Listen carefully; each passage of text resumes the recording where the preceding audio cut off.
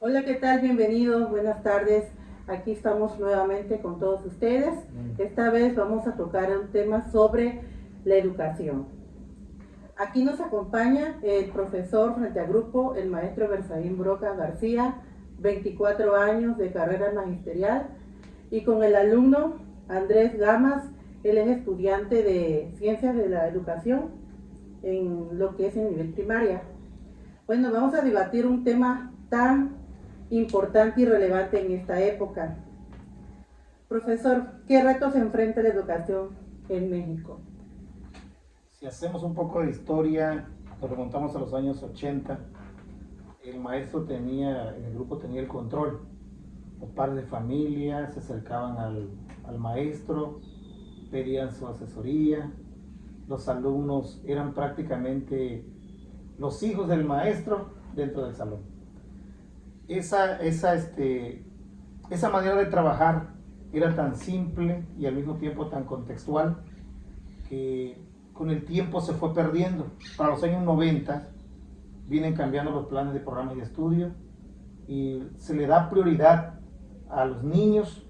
Los niños vienen siendo el centro ya de todo el trabajo. Se pierde prácticamente esa paternidad con los niños. El padre deja de ser aquella persona que llevaba al niño a la escuela y le decía al maestro: este es mi hijo y quiero que usted trabaje con él y lo eduque. Si no le hace caso, aplique usted la ley como si fuera yo. Yo soy el padre y le otorgo a usted el consentimiento para que lo forme. Esa era la educación en México en los años 80.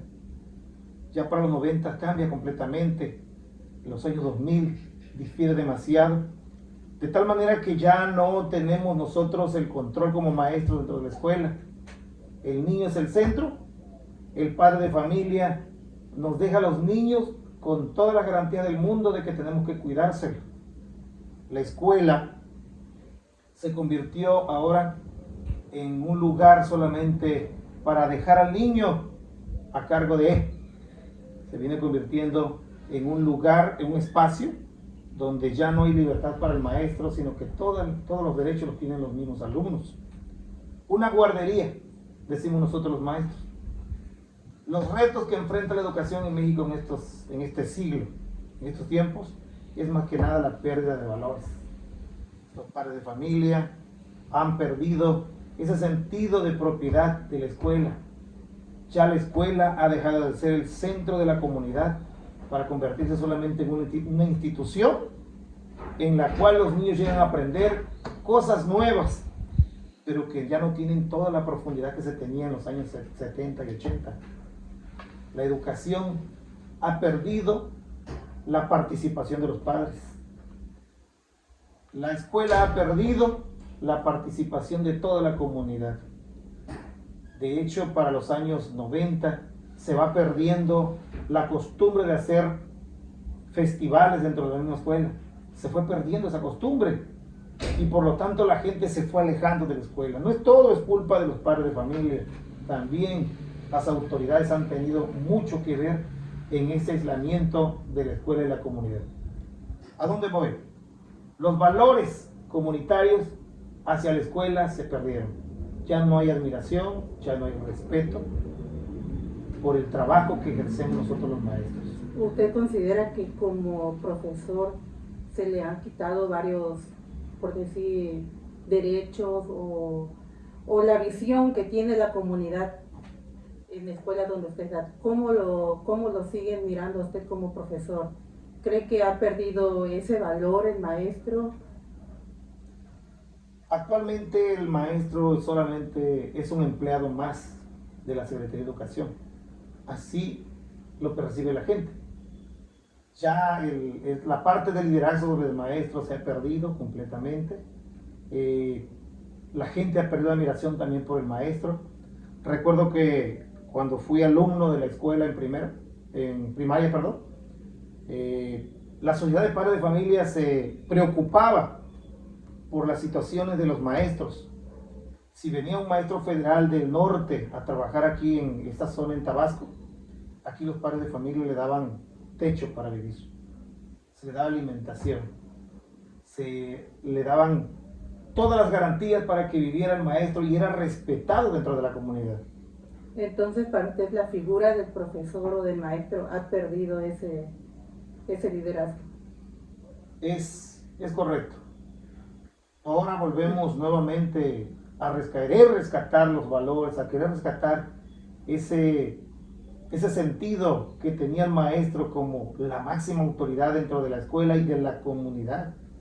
Todavía recuerdo que en las comunidades pequeñas el liderazgo del maestro era permanente. Todos los padres de familia acudían a la escuela para recibir alguna asesoría del maestro.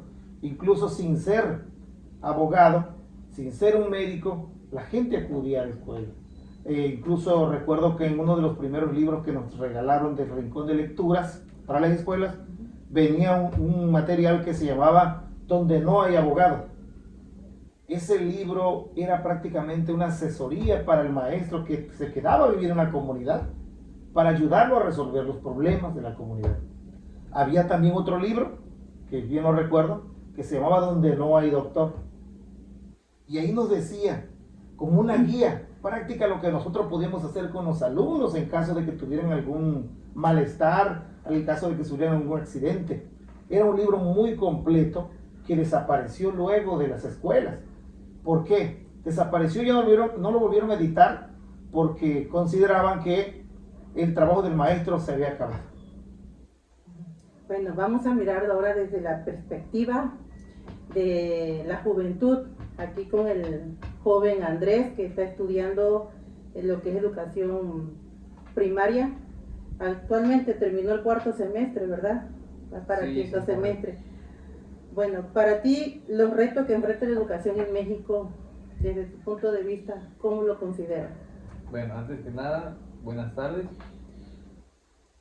Se puede considerar que yo soy, digamos, de la nueva generación de profesores o de futuros profesores que van a emplear o van a dejar su huella en lo que es la educación en México.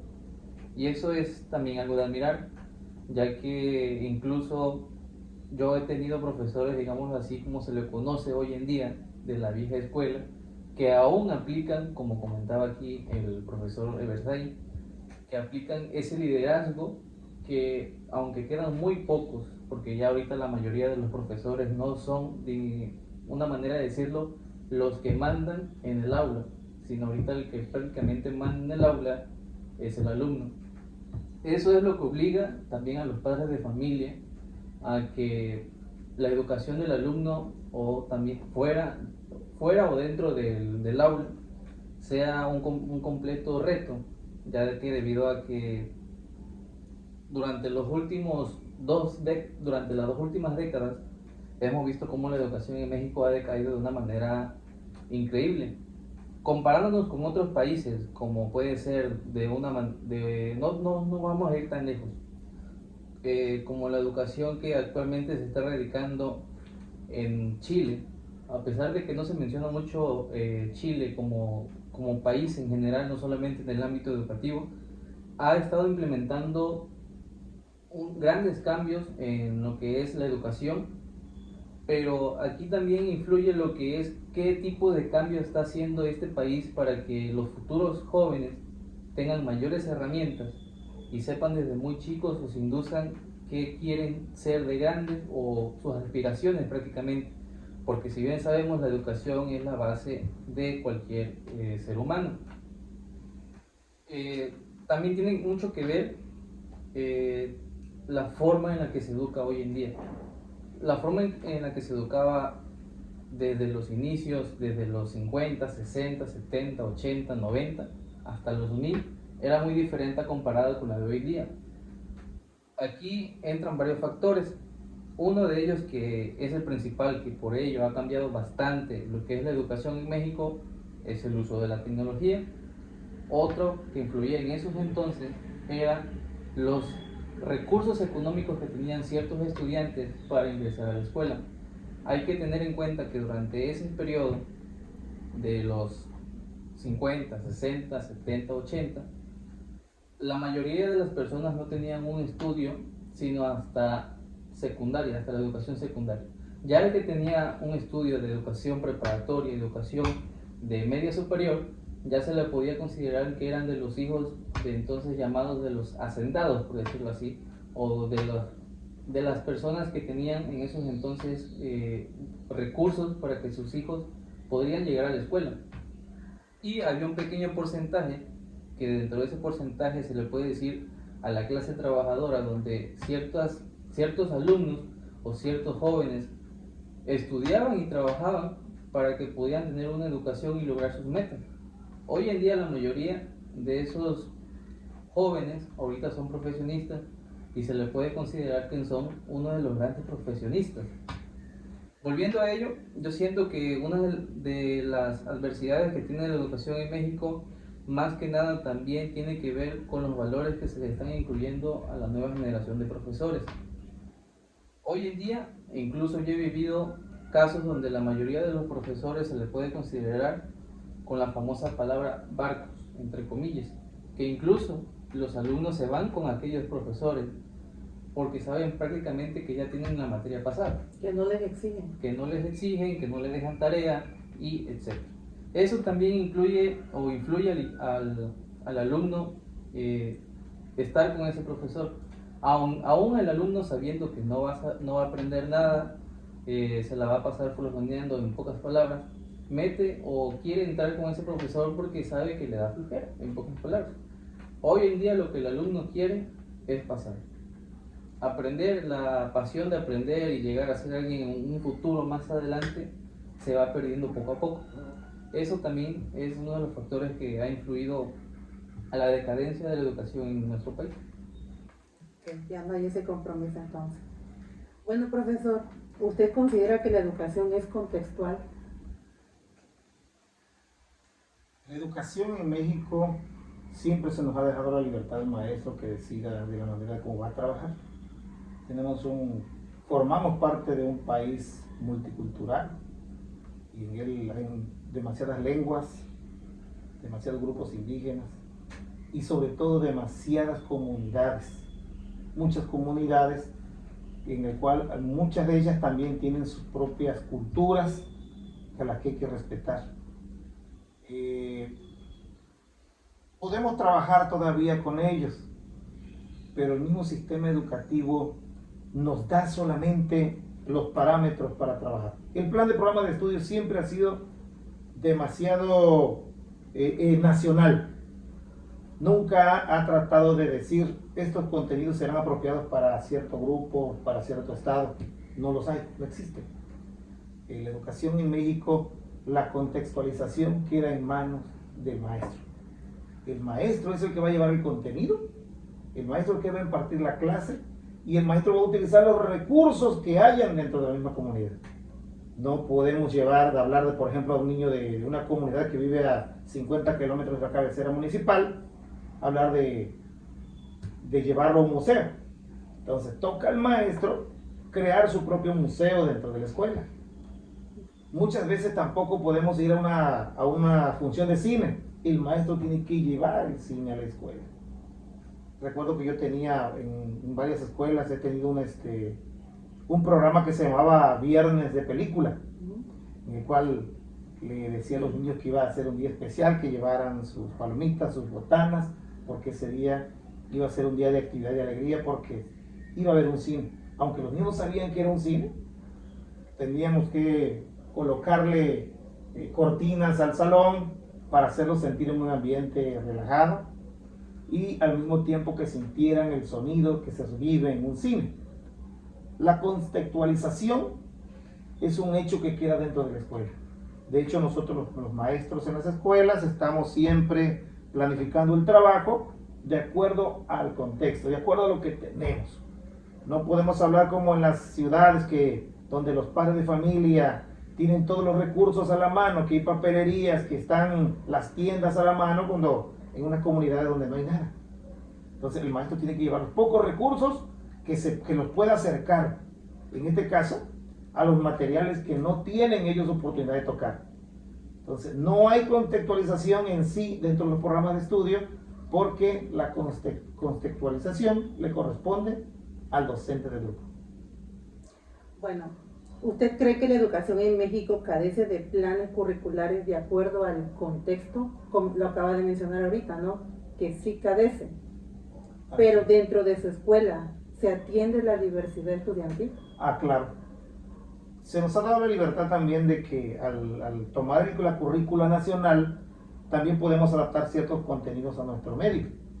Los niños tienen que utilizar todos los recursos que hayan en el mismo lugar.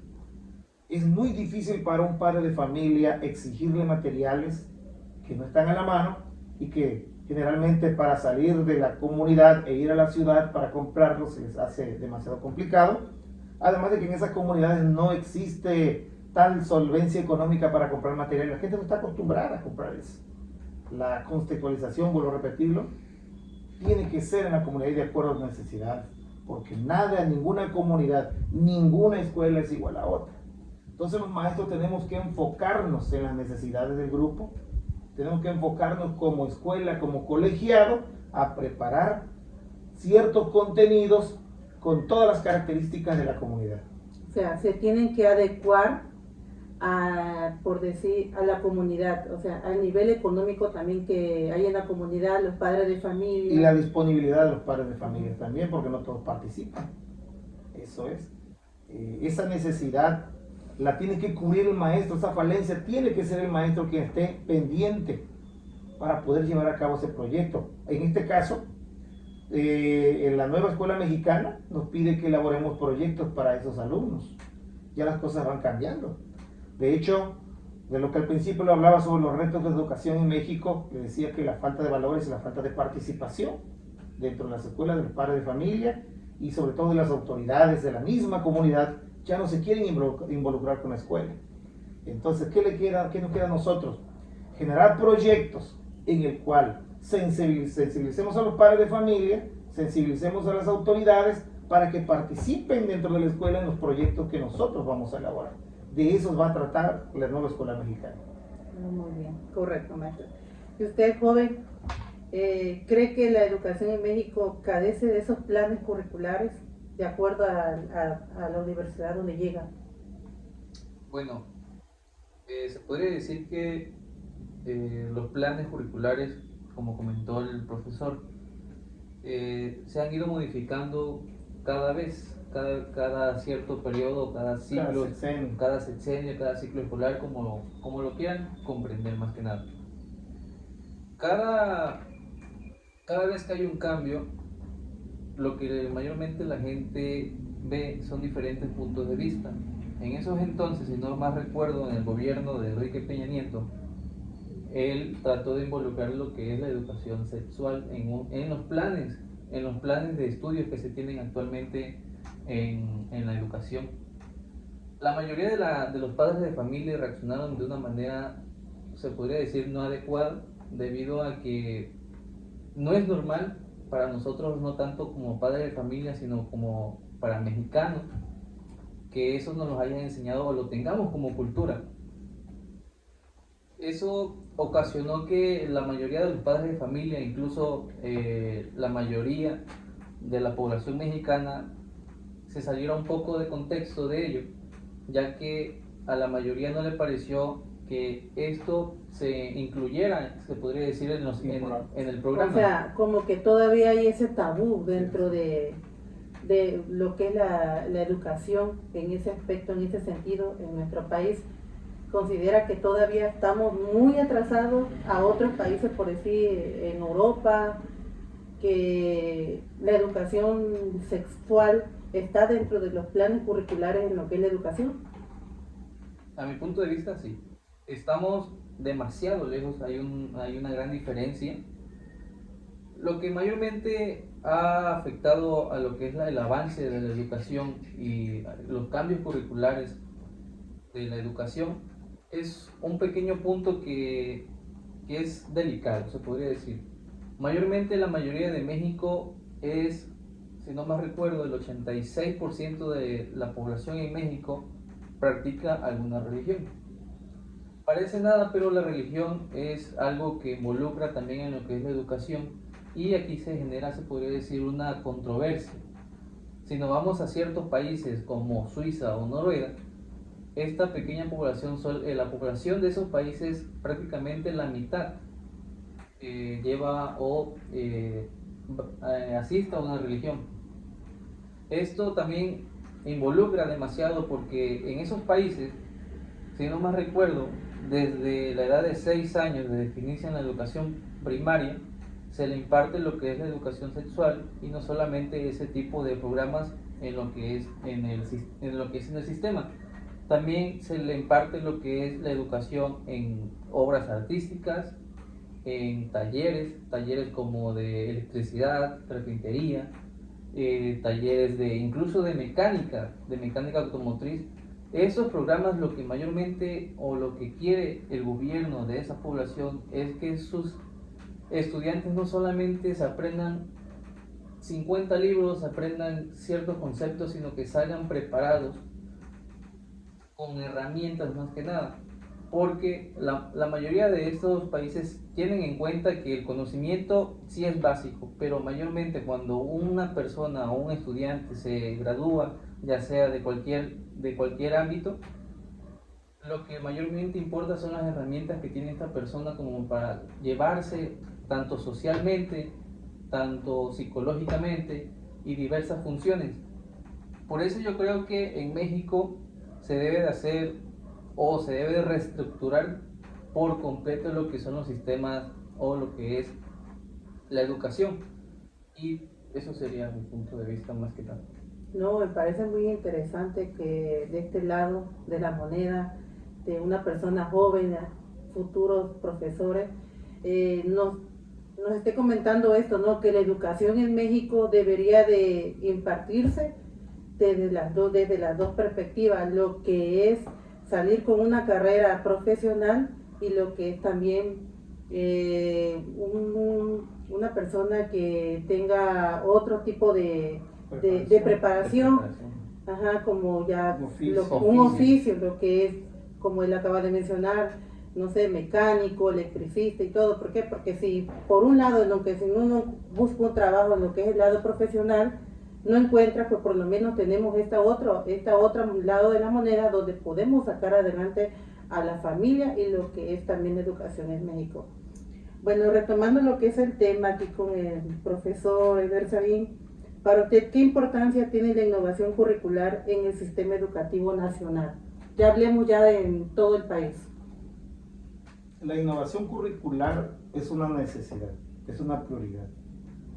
Necesitamos planes y programas de estudio que sean funcionales, que permitan que el maestro vuelva a retomar el liderazgo, que los alumnos se vuelvan a sentir cómodos, que aquellos que conozcan sus derechos también conozcan la otra cara, que es la obligación. No nomás se trata que la escuela brinde el espacio así nada más porque el hecho de que sea un niño y tenga derechos. También el niño debe tener responsabilidades y se tiene que sentir responsable por llegar a la escuela, por acudir, por hacer sus trabajos. Y esa innovación curricular tiene que existir ya. De hecho, vuelvo a repetir, con el nuevo programa de estudio 2022, tenemos nosotros el rescate de los valores, tanto de el niño en su función en la escuela, el maestro en su profesión, los padres de familia como participantes en la educación, la comunidad en general. Entonces, todos debemos de participar, pero todos tenemos que estar inmiscuidos en el programa. ¿Cree usted que considera que si uno de estos agentes o autores que acaba de mencionar ahorita, uno o dos personas de esta, no estén funcionando bien, las cosas se dan, la educación tendría el mismo resultado? De hecho, nosotros nos hemos percatado de que no hay resultados cuando no se involucra la familia. Nosotros vemos que los mejores resultados se dan donde aquel niño se siente respaldado por su padre, por su madre, se están preocupando por él, no solamente porque llegue a la escuela por decir para pasar el rato, no llegan solamente a jugar, sino que se preocupan por las actividades que el niño tiene que realizar, se preocupan por revisar incluso el programa de estudio y dicen: maestro, ¿y esta actividad de qué es? ¿A qué se refiere? ¿Y cómo la va a hacer mi hijo? Entonces, Esa necesidad se va creando diario, todos los días, porque nosotros como maestros hemos visto los resultados. No hay avance, no hay un aprendizaje significativo si nosotros y los padres de familia no los apoyamos y no los ponemos enfrente donde se encuentre un verdadero aprendizaje. Nosotros les podemos enseñar el alfabeto dentro de la escuela. Nosotros podemos hacer una colección de palabras en el día para que el niño aprenda a escribirlas. Pero si el padre de familia sigue considerando de que su hijo no es capaz de escribir un recado, el niño no lo va a hacer. Solo el compromiso con los padres de familia, revisar sus notas, acercarse a ellos y empezar a indagar sobre los aprendizajes del día. Solo así todos vamos a adquirir un compromiso. El alumno se va a ver forzado a ser más responsable. El maestro se va a sentir más comprometido por su trabajo cuando vean que todos los padres de familia también están trabajando, son sus aliados. El padre de familia se sentirá satisfecho cuando vea que su hijo está ocupando los cuadros de honor en la escuela. Y no todo, quiero decir que no todos son las grandes puntuaciones, los grandes promedios. Se trata de que el niño y el aprendizaje sea verdaderamente importante, que sea significativo, que se le quede al niño la actividad que estamos realizando en la escuela. Es por ello que todos los proyectos en este nuevo plan de la nueva escuela mexicana tienen que ver precisamente con ese aprendizaje permanente, que los aprendizajes sean verdaderamente significativos. Se va a planear por fases y ese compromiso lo tienen que generar de la escuela hacia la comunidad, hasta las familias y a la comunidad, porque de otra manera no se va a lograr nada. Seguiremos siendo en México, en el estado de Tabasco, los últimos lugares en aprovechamiento. ¿Por qué? ¿Por qué? Porque los padres de familia no han asumido tampoco su parte, la parte que le corresponde.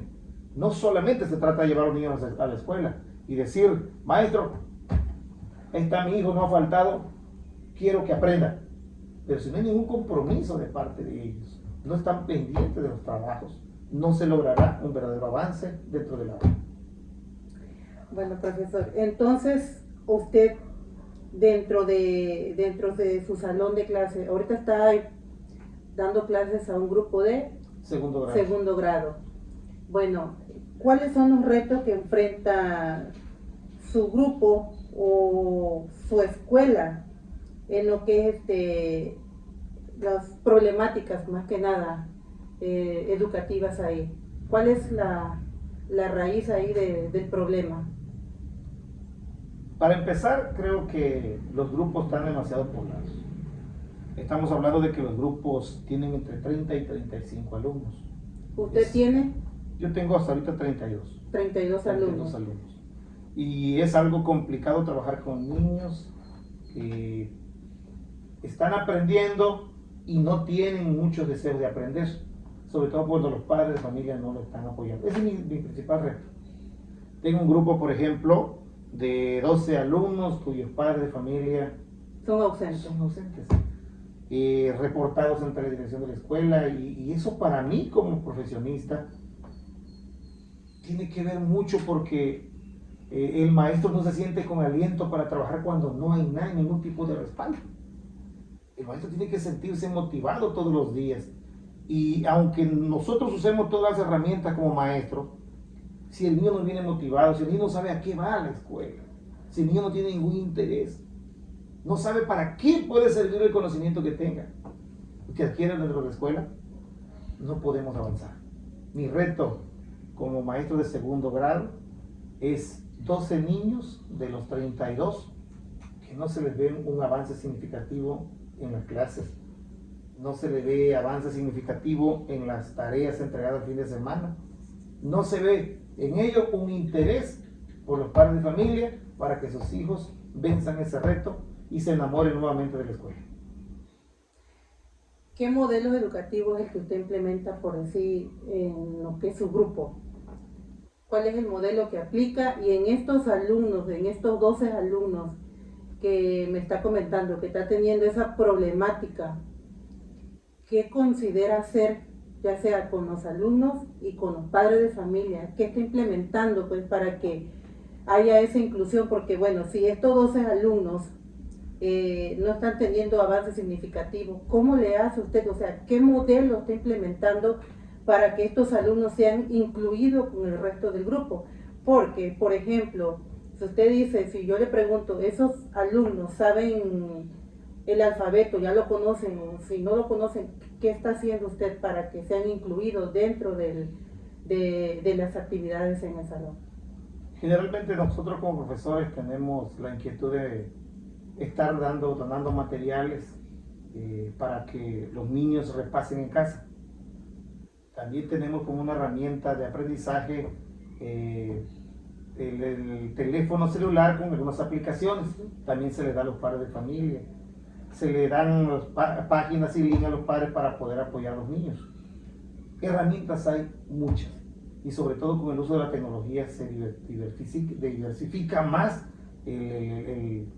los trabajos, se identifica mejor el aprendizaje, hay una mejor manera de comprender, pero tiene que ser bajo prescripción del padre. Dentro de la escuela nosotros estamos pendientes, fuera de la escuela son los padres de familia que tienen que darnos también su punto de vista. En cuanto al enfoque, yo creo que sigue siendo humanista. Creo que el plan de programa del 2017-2018 lo decretaba así, la inclusión sobre todo. Nosotros no podemos en ningún maestro despreciar la presencia de un alumno por algún problema físico, por algún problema emocional, por algún problema cognitivo, intelectual que tenga un niño. No podemos decir nosotros no lo voy a atender. En el caso mío tengo 2 niños que tienen problemas de conducta y sin embargo ahí estamos todos los maestros trabajando. En los colegiados platicamos sobre esos niños, acercamos a los padres de familia, muy pocas respuestas.